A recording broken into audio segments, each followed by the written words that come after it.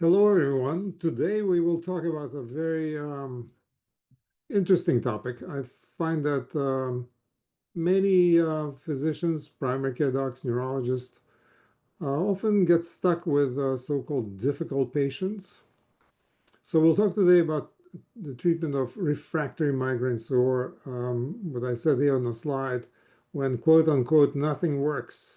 So what do you do when nothing works? Well, we have luckily many other things that you can do when you're faced with a patient who seems to be not responding to your treatments, to standard treatments at least. So here's an outline of things that you can do when faced with a difficult patient. So number one is reevaluate the diagnosis. Maybe you're treating the wrong condition. Number two, explore hidden triggers and contributing factors. Next, we'll talk about trying multiple drugs in each category and trying uncommon medications and daily triptans and then supplements. Don't underestimate the efficacy of supplements like magnesium. If you have a deficiency, often drugs and nothing else works until you correct the deficiency. And the very important one is psychological factors. And then we'll talk about neurostimulation. And the most important message um, of this lecture is to never give up and always maintain hope in your patients. Because some people come to me and say, my last doctor said I cannot do anything for you. So that was a very devastating thing for patients to hear. So, reevaluation of the diagnosis or many other possible conditions that can mimic as a migraine or other types of headaches besides the one I listed here. One is hemicrania continua. So, by definition, this is a persistent continuous headache on one side of the head, and it is usually associated with autonomic symptoms like tearing or a sensation of sand in your eye, nasal congestion, but some patients in whom it doesn't happen, they just have persistent one-sided headache. And sometimes I have to catch myself as well. This patient is not responding. Headache is always on one side. Well, the significance of that diagnosis, hemicrania continua and chronic paroxysmal hemicrania, a related condition, are exquisitely sensitive to indomethacin. So that's why it's important to think of it. And even if there are no autonomic symptoms, try indomethacin, 25 milligrams 3 times a day, up to 75 milligrams 3 times a day. Next condition that's often overlooked is increased intracranial pressure or low intracranial pressure. Usually increased pressure occurs in people who are overweight, but not always. Usually they have papilledema on examination, but again, that's not a 100% occurrence. So you have to keep in mind that it's a possibility. And there are some drugs that can induce increased pressure. Obesity is very common. So overweight patient definitely to think about when they don't respond to typical medications. Low pressure, intracranial pressure can be most often occurs after an epidural that's not done correctly after delivering a baby or epidural for back pain. But sometimes it can occur spontaneously. The patient who picked up something heavy and immediately developed positional headache. So low pressure headaches are usually positional, which gives away the diagnosis and usually treated with a blood patch. Chiari malformation is something you're born with, but it can progress. So under 5 millimeters, Chiari malformation usually does not cause any trouble. So don't let neurosurgeons correct 3 millimeter Chiari malformation unless there is a very tight posterior fossa.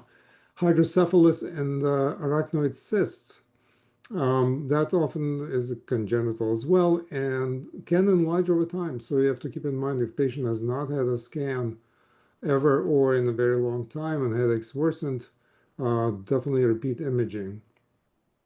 And then there are benign brain tumors, which can sit there for a very long time, like meningioma can grow over many years.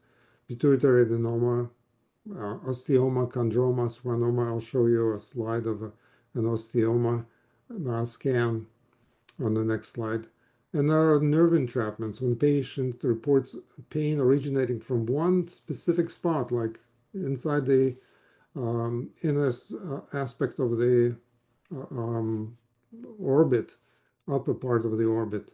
And if you inject lidocaine, pain goes away. So sometimes nerve entrapment, not common, but to keep in mind that this can be a factor. If the lidocaine block works very well, then nerve decompression by a surgeon can be helpful. Another important fact here, it's my pet peeve, is that a diagnosis of new daily persistent headache is in our classification, and it serves actually no useful purposes because it's not based on any physiological basis. It's just a description of a patient waking up one day having a headache and never goes away. But there are many different types of these. Very often it's a migraine headache and the response to treatment. But the literature is full of articles saying that these new daily persistent headaches do not respond to treatment well. So that's really very upsetting to patients to read that, and they often come devastated. But I often reassure them that these treatments that we use for migraines or tension type headaches, depending on the type, do respond to treatment. And it's not really a diagnosis just to say your headache started one day and never went away. So, and another important condition we'll talk about more is medication overuse headache. That is, taking more drugs than the doctor prescribes will increase your headaches. Well, that's true for caffeine and opiates, but we'll talk about other drugs as well. So here's a patient, a 27-year-old woman, 8 years of chronic debilitating headaches, and usually in the frontal area, pressure-like sharp, had nausea, photophobia, phonophobia. Weather was a trigger, menstrual cycle, and stress. No response to multiple drugs, and sinus CAT scan from even a couple of years before my visit. There was a large osteoma obstructing both frontal sinuses and the left anterior ethmoid sinus. You can see it here on the scan. Um, Initially, surgery was not offered, and reasonable to treat it conservatively, but because she did not respond to any therapies and the headaches were disabling, she had surgery which dramatically improved her headaches. That's a rare thing, but keep in mind. Here's another interesting patient, a 32-year-old man with headaches of 17 years duration, and for the previous 5 years, every single day he had a headache. Frontal in location, moderate, not very severe, not throbbing, not associated with nausea, photophobia, or phonophobia.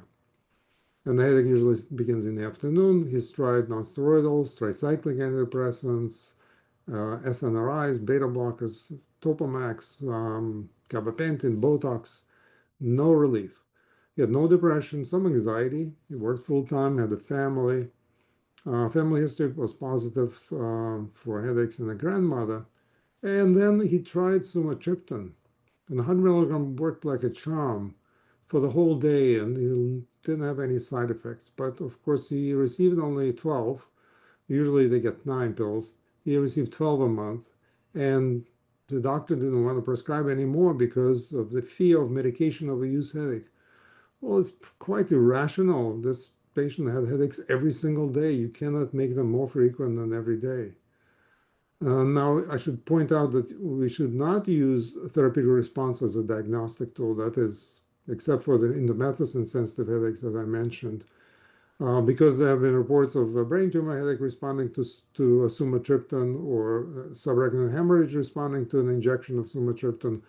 But it doesn't really matter in this patient who's had it for many years. We know it's a benign condition, and sumatriptan was dramatically effective and gave him a much better quality of life. So I don't know what to call his uh, condition. Is doesn't fit any criteria for migraine. Nevertheless, sumatriptan is very effective, and there is some family history of headaches, so that suggests migrainous etiology, if not overt migraine. So medication overuse headache, you have to reassess if someone comes with medication, supposedly medication overuse headache. It's definitely a fact with opiates. And the crucial exposure from observational studies was like twice a week. If you use more than twice a week, you can increase the frequency of your headaches, migraines particularly. And barbiturates, like drugs like butalbital with aspirin or with acetaminophen and caffeine, Caffeine is a bigger factor probably than the butalbital.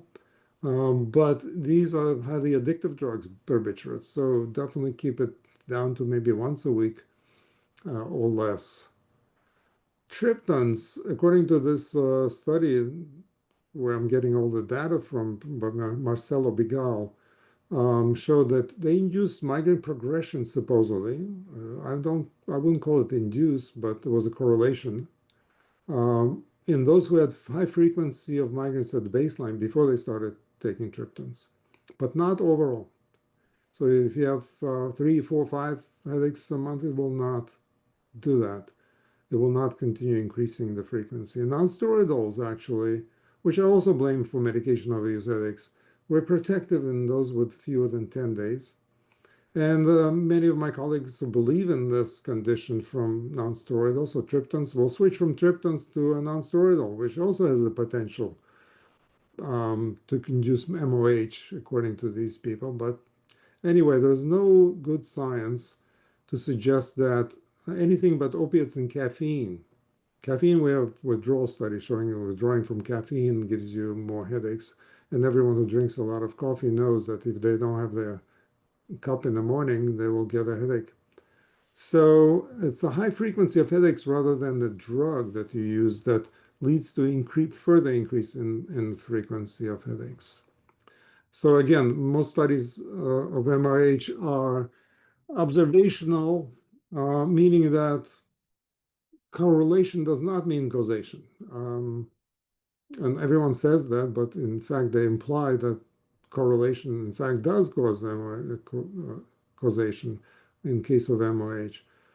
So, in withdrawal from people often say, well, we stopped the drug and patient felt better. Well, there was a lot more involved than stopping the drug. Patients often get a preventive medication. There is a therapeutic interaction with the patient. So it's really more than just stopping the drug that improves people's headaches. And the patients often are blamed. Doctors will say, well, stop the drug. If you cannot stop it, I cannot help you. You have to stop it. Well, now we also know that you don't have to first stop the supposedly offending drug before starting prophylactic therapies. Treatments like Botox injections and topiramate have been shown to improve headaches even in the face of medication overuse headaches. And people are able to reduce the intake of abortive drugs if you give them an effective prophylactic therapy. And I'm sure it's also the case with the new CGRP medications. Now, a few more words about triptans because people are afraid of prescribing triptans sometimes because they're afraid of side effects, such as cardiovascular side effects.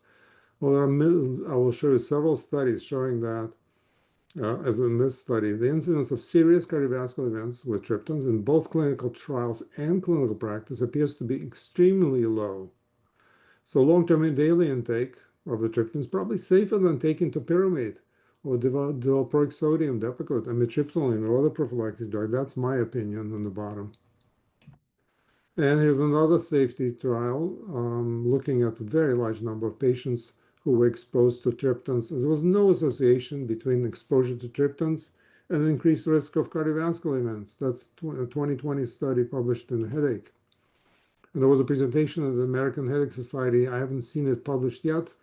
And they found that the risk of major adverse cardiovascular events, MACE, in patients with pre-existing cardiovascular conditions. So if you already have heart problems, MACE occurred in 1% of those taking triptans, 3.8% taking NSAIDs, and 4.5% taking opioid barbiturates.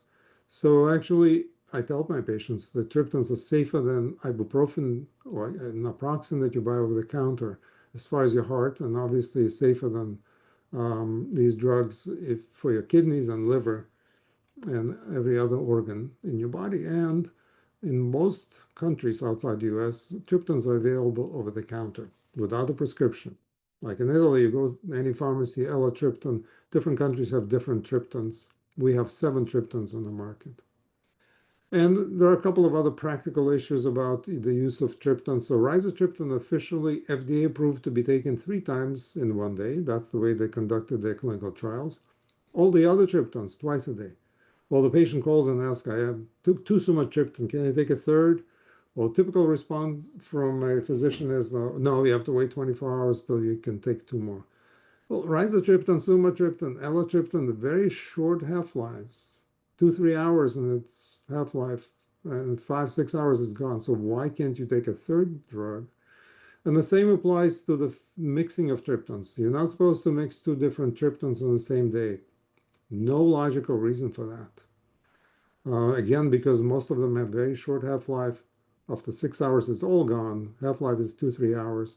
So why can't you take sumatriptan in the morning and elatriptan at night? You definitely can, and you don't need to stop patients. If they tried one, they want to try another triptan, you can do that. And maximum daily, weekly, monthly dose, I wouldn't recommend setting arbitrary limits because medication we use is rare, happens. I'm not saying that it never happens from triptans, but it's not common, not as common as with caffeine or opiates. And the cost has come down. That's what makes it affordable. Patients come in to me and say, I can get only 9 pills. Well, 9 pills is what the insurance covers, but these days you can find sumatriptan and rizatriptan for 60 cents a pill. So 9 pills will cost you $6. Naratriptan is a dollar pill, and prices really dropping, especially on online pharmacies like Cost Plus, Mark Cuban's Cost Plus, or Amazon Pharmacy. And this way patients don't have to keep going to the pharmacy and asking for 9 pills and begging doctors for prescriptions. So I give them in bulk so they can order enough for them to take whenever they need it. Because many patients often will tell you that I live in fear that I'm going to run out of the medicine. I really save it, and my headache often goes out of control because I don't take it early enough. I take Advil instead. Well, Advil, as I just showed you, is more dangerous and often not as effective as a triptan. So give them enough triptan so they have it in every bag, in every car or home and in the office, because the sooner you take a triptan, the better it works. So, and there's also, here's a statement by Liz Loader from Harvard and her colleagues in Neurology Journal. So they described all the findings that I mentioned just now, and they concluded that these findings raise serious questions about the value of withholding or withdrawing symptom relieving medications from people with frequent headaches solely to prevent or treat medication abuse headache. The benefits of doing so are smaller and the harms are larger than currently recognized. The concept of MOH should be viewed with more skepticism. Until the evidence is better, we should avoid dogmatism about the use of symptomatic medication. Frequent use of symptom relieving headache medications should be viewed more neutrally as an indicator of poorly controlled headaches and not invariably as a cause. So next is you may want to explore hidden triggers and contributing factors in people who don't respond to standard therapies, and magnesium and other deficiencies could be a major factor. Now, I usually check magnesium level, but you may want to check RBC magnesium, red blood cell magnesium levels, because 98% of magnesium in the body is intracellular or it's in the bones. So serum levels can be normal, but RBC magnesium will be low. And even if it's within normal range for all these vitamins, if it's at the bottom quarter of normal range, bottom quartile, you consider it's a deficient patient. For example, vitamin B12, labs say 200 or 250 is a normal. We all know, and most neurologists know, that you have to have at least 400. In Japan, the lowest cutoff is 500. And people speculate that's why they have lower incidence of Alzheimer's, because they treat B12 deficiency early. Same with D. If you have D, normal is 30 to 100. If you're in the 30s, that's not sufficient. Same with riboflavin B2. Anemia and iron deficiency could be contributing to frequency and severity of headaches, underactive thyroid, excessive caffeine consumption, which you have to often probe patients because they think I have 2 cups of coffee in the morning and then a can of soda at night, and they take a couple of Excedrins. Well, that's a ton of caffeine that will make you wake up in the morning with caffeine withdrawal headache. Many drugs can have a side effect of headaches. Mercury, I tend to ask patients about their diets in general, but also specifically if they eat a lot of tuna fish, tuna sushi or tuna from cans. That can be a contributing factor. Weight gain, definitely if people overweight, There's a very strong correlation in many studies showing that the heavier you are, the more frequent the headaches are, migraine headaches. If you lose weight, regardless of the method you use, your headaches will improve for the most part. Next one is looking at sleep. I just saw yesterday in my office two patients with restless leg syndrome, which people don't realize it's a medical condition because they're born with that. They always move a lot, never get enough sleep. They could sleep for 12 hours and still not feel fully rested. So that could be a contributing factor, and sleep apnea as well. And then we mentioned a bit about nerve entrapments. And there is also rare nasal septum contact point. If your septum is deviated so much that it's touching the side of the nasal cavity, that could be sometimes a contributing factor. Not common, but something to keep in mind. Another trick is to try different drugs in the same class. For example, you tried sumatriptan and caused upset stomach or made them dizzy or didn't work fully. Well, try elatriptan and naratriptan. If the patient tries two or three and there's zero response, or all three cause bad side effects, forget trying more. But if there is a partial response or some side effects, it's worth trying them all until you find the one that's um, hopefully more effective and doesn't cause side effects. Beta blockers, I don't try three or four of them, but I do try maybe a couple. Nebivolol is my favorite because it tends to have lower incidence of side effects compared to other ones. But atenolol is all good. I don't list here propranolol because it's short acting. You have to use extended release formulation, but propranolol works as well. And then we have good studies, small studies, but convincing on multiple ACE inhibitors and ACE receptor blockers, candesartan and olmesartan and other ones as well. Definitely can be effective, especially people with slow heart rate or people who exercise a lot. I don't like giving them beta blockers because they have trouble exercising, and if the pulse is slow, then ACE receptor blockers is the way to go. And then if you try the traditional epilepsy drug, topiramate, valproic sodium, which I don't prescribe very often because the majority of my patients are young women. That's the demographics of migraine. And both of those drugs, topiramate and Depakote, are contraindicated in pregnancy, and many people get pregnant without intending to get pregnant. And there are many, many other side effects, unpleasant side effects. So you may want to explore things like gabapentin, which not highly effective, but lamotrigine I like, particularly people who have vestibular symptoms. It's purely anecdotal, but it seems to work. And then Keppra, levetiracetam. I don't love pregabalin, and there was a recent article suggesting it can cause cardiac side effects. And most people that I try it and don't tolerate the side effects. And then there is Vimpat, lacosamide. Don't use it very often. Antidepressants, mirtazapine, can be effective when others don't. Desvenlafaxine, Prestige, may be better tolerated than venlafaxine. And then phenelzine, rarely use that MAO inhibitor, Nardil, because of obvious issues of drug interactions and weight gain and others. CGRP monoclonal antibodies, we have four of them, three self-administered subcutaneously, and one is given intravenously. That's eptinezumab or Vyepti. Um, Again, they're similar but not different, not identical. So maybe worth if you have some response, then use the other ones. The first drug that came up, Aimovig, Erinumab, has more side effects like constipation and causes increased blood pressure, which is now on the label for all the monoclonal antibodies, potential for increased blood pressure. But constipation tends to be worse with Aimovig or Erinumab. Gepants such as Nurtec, Rimegepant, Ibrogepant. Zavegepant is Zavspret, nasal spray form of a Gepant. Atogepant and Rimegepant are approved for prophylaxis as well as acute therapy. Well, atogepant is not for acute, but some patients of mine do use it for acute therapy as opposed to just for prophylaxis. And then there are the nonsteroidals.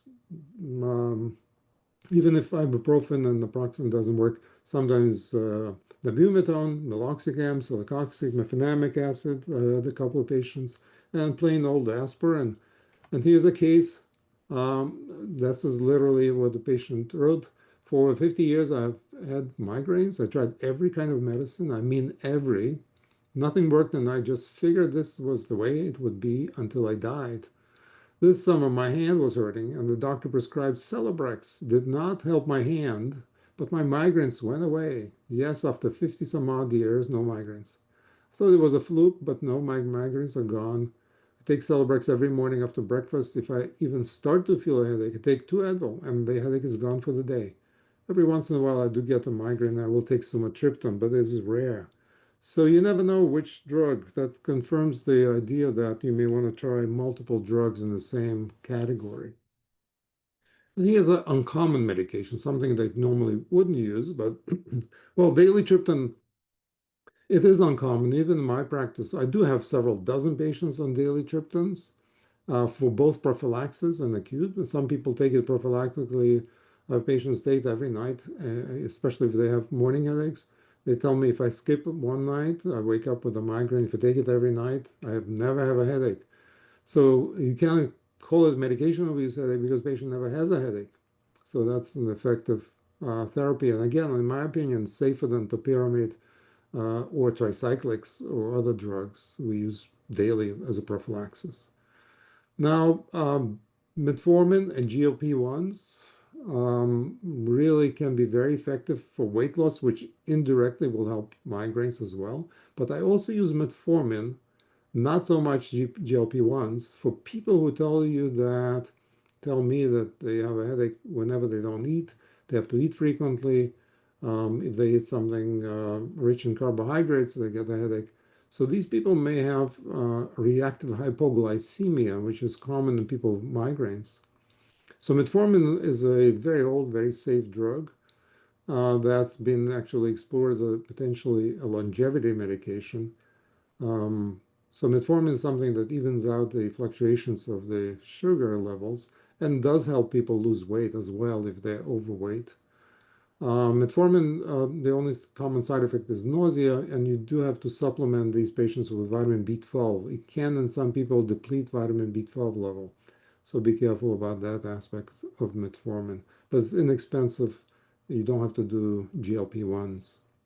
Aripiprazole is atypical antipsychotic. Sometimes a small dose at night for sleep when nothing else works can be helpful, especially people who have anxiety. And as you probably know, there is a pretty high comorbidity between migraines, anxiety, depression, and other psychiatric disorders.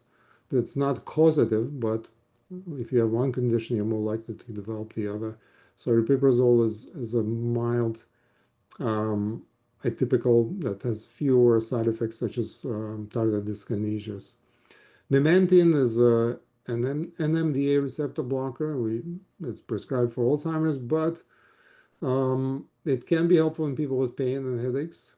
Not powerful drug, but especially if you combine with magnesium, which is also an NMDA receptor blocker. And then there's ketamine, which I rarely use, only in desperate cases when patient is really having severe persistent status migrainosus. And then don't forget clonidine, which is alpha 2 blocker. So clonidine can be effective for pain in general as well as migraines occasionally. And then acetazolamide, Diamox. When the weather is a factor, people tell me every time I go skiing in the mountains, first day I have a horrible migraine. So take acetazolamide the day before you go up into the mountains, as well as when barometric pressure drops. That can be effective for prevention of weather-related headaches. And there is an app I tell patients to download called WeatherX that sends you an alert when the barometric pressure drops before it rains, so you don't have to constantly monitor the weather. Opioids. My background was in pain management. I did a pain fellowship at Memorial Sloan Kettering, and so I'm pretty liberal with opiates. But in migraine patients, they don't respond to opiates. They often get nauseous from them, make them sick, and of course there is a risk of addiction. But I have a collection of maybe 2 dozen patients on opiate maintenance.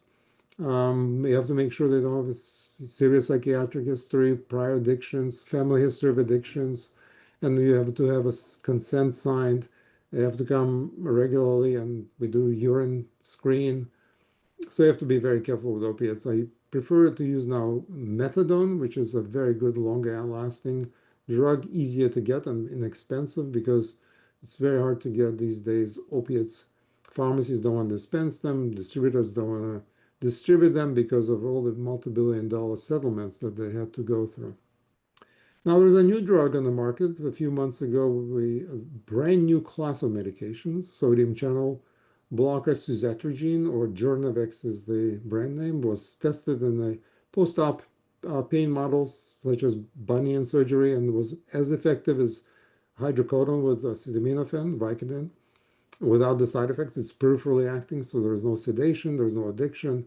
So something that I've been trying in my migraine patients, and for some, it works very, very well.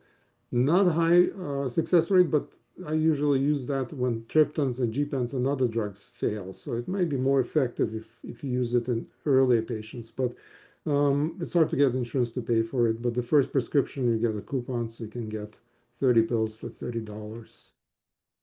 Magnesium has been my area of research, and I've given a talk you can watch on Vimedi about magnesium. Another supplement, CoQ10, is a common deficiency in migraine patients. One-third of patients are deficient. Butterbur is a study. We did a study of Butterbur, petadolax. It's an herbal product that was shown. We actually showed in the study of 250 patients, double-blind placebo-controlled trial.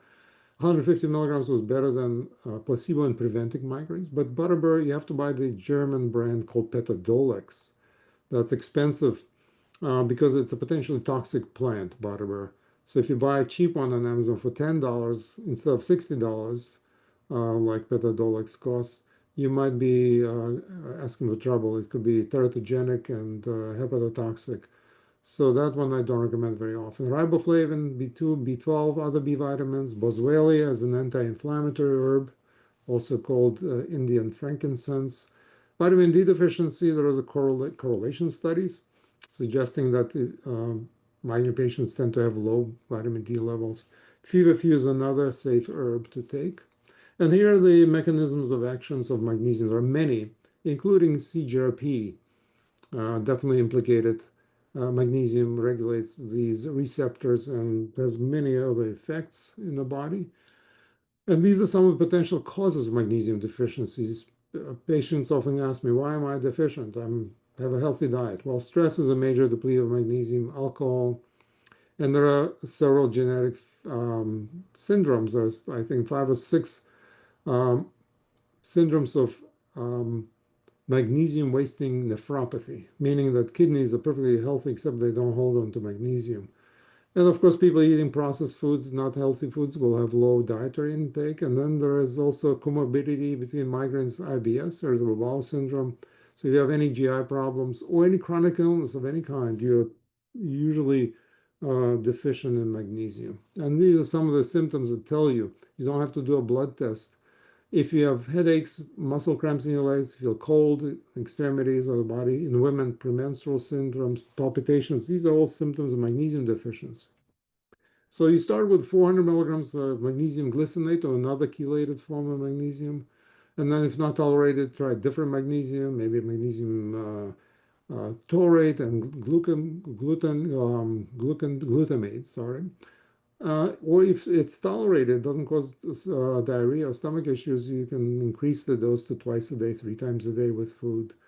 And we have about 10% of patients who come in for monthly infusion because they don't tolerate or don't absorb magnesium. And usually we give 1 gram mag sulfate and 10 cc of saline IV push over 5 minutes. And there is some anecdotal evidence that IV push may be more effective than the drip. If you drip it in slowly, your kidneys just wash it out and you never get enough of a concentration to penetrate the brain. So IV push seems to be better, more effective. CoQ10, we have double-blind studies for coenzyme Q10 showing that it prevents migraines. And this is a big study by Andrew Hershey, pediatric headache specialist. Again, 1/3 of a very large group of patients, 1,550 patients, were deficient, and supplementing them with CoQ10 improved their headaches. And then there is neurostimulation. Peripheral neurostimulation, the Cephally device you stick on your forehead, Nerivia goes on your arm. Worth trying, they're benign. They give you a trial, so it doesn't cost you much money. Acupuncture or electroacupuncture can be effective. I'm a licensed acupuncturist. I don't do it often because I tell patients to go to uh, just an acupuncturist. It will be cheaper and you can go very frequently. And then there are several implanted peripheral nerve stimulators, which you usually stay away from. There are issues with electrode moving and infection potentially, so I'm not a big fan of implanting peripheral nerve stimulators. The people implant stimulators for supraorbital, occipital area, sometimes all around the head. Vagus nerve stimulation, I published a study of 6 patients with implantable vagus nerve stimulator like 20 years ago, and that very refractory patients, 2 cluster patients both responded, and 2 out of 4 migraine patients responded. So then somebody read my paper and developed this percutaneous. You attach you place against your skin a device called Gamma Core. Fairly expensive, rental only, so I don't recommend it very often because it used to be 600, now it's $300 a month, still a lot of money. But the same company, as Gammacore, developed a product, Truvaga, similar, much cheaper, because there are several other products on the market. They are not advertising for any specific medical condition. They're not allowed to. But, it's people say for general health or sleep, Pulsetta is one of the devices that you can also put on both sides of your neck. Inexpensive, relatively, a couple of $100. And then there's a new device called SetPoint that's very self-contained, not as big as the one I used in my patients 20 years ago. And the first indication, surprisingly, for SetPoint is rheumatoid arthritis. So I'm looking forward to maybe trying that in very refractory patients that don't respond to anything else. And then we also use in the office transcranial magnetic stimulation, TMS, single pulse TMS. It's a brick you put behind your head on the occipital areas and click, click, click, do 4 or 5 clicks twice a day or during an attack. They got the clearance from the FDA to use it for migraines, but repetitive TMS, which is FDA approved for depression and anxiety, seems to be more effective. So we actually have a TMS machine. Here's a patient who allowed me to show his picture. So on the right side is TMS machine. On the left is a neuronavigation computer that allows us to find the specific areas, especially if you have MRI or we have access to functional MRIs as well, which gives us better targeting of TMS, transcranial magnetic stimulation. It takes about half an hour. And again, very effective for depression. There's an accelerated protocol for refractory depression, where suicidal patients given 10 treatments in one day, short treatments, the average time to discharge is 3.5 days. That was developed by Nolan Williams, who unfortunately recently passed away. So psychological factors are very important because severe anxiety, catastrophizing makes it worse. Personality disorders make it very difficult to treat. And a large number of patients with chronic pain, including chronic headaches, suffer from post-traumatic stress disorder. And the multiple studies have shown up to 60% of patients with chronic migraines have a history of PTSD, soldiers, head injuries, or any major life event like a car accident. People develop this post-traumatic stress disorder, which makes it very difficult to control their pain and headache because they're always in a state of fight or flight and their nervous system is wound up. And unless you first dampen it with trauma therapy or beta blockers can be helpful and other drugs, you cannot control their headaches. So we use usually a screening questionnaire for PTSD. If you suffered a traumatic event, car accident, major illness, physical, emotional abuse, do you, number one, avoid thinking or talking about it? Number two, feel upset at reminders? If you respond yes to those questions, then it's worth referring the patient for treatment. So it's a physiological, not a psychological problem. So I explain to patients you're stuck in the fight or flight response or hypervigilance. So you really need to bring that down for medications to be effective. Again, beta blockers as well as epilepsy drugs might do that, as well as trauma therapy. And as far as other psychological factors, meditation biofeedback, there is a company called Jogo Health, Jogo Health, that provides remote biofeedback. They send you a little iPad with electrodes, and they offer once a week training for patients remotely, so biofeedback is a bit easier to learn than practicing meditation on your own, but both are equally effective. Then there is CBT, DBT, and ACT. And you can do a lot of this CBT training online for free. Thiswayup.org.au, they published studies showing that their approach, self-administered CBT, is as good as in person. So patients often have trouble finding someone who takes their insurance. It's expensive. So if they're motivated, they can do it on their own. The concluding message is that Elie Wiesel, who was a patient of mine, said, just as man cannot live without dreams, he cannot live without hope. And Dostoevsky said, to live without hope is to cease to live. So the point of my book, or the title is, The End of Migraines, 150 Ways to Stop Your Pain, that never tell patients, I don't know what else to do for you, because there's always something else to try, always something else to give patients some at least hope. And I've had some patients who tell me, I've been coming to you for 5 years, my headaches haven't changed, but I appreciate that you keep trying. Um, Hopefully, in the majority of patients, we do help and make their life better, not just by giving them hope, but giving them real treatments. So the list of things to consider when you have a refractory patient is, again, reevaluate diagnosis, hidden factors, multiple drugs, uncommon medications, supplements, psychological factors, neurostimulation, and never give up. Thank you for your attention, and feel free to email me. My email is drmauskap@nyheadache.com. Stay well, everyone.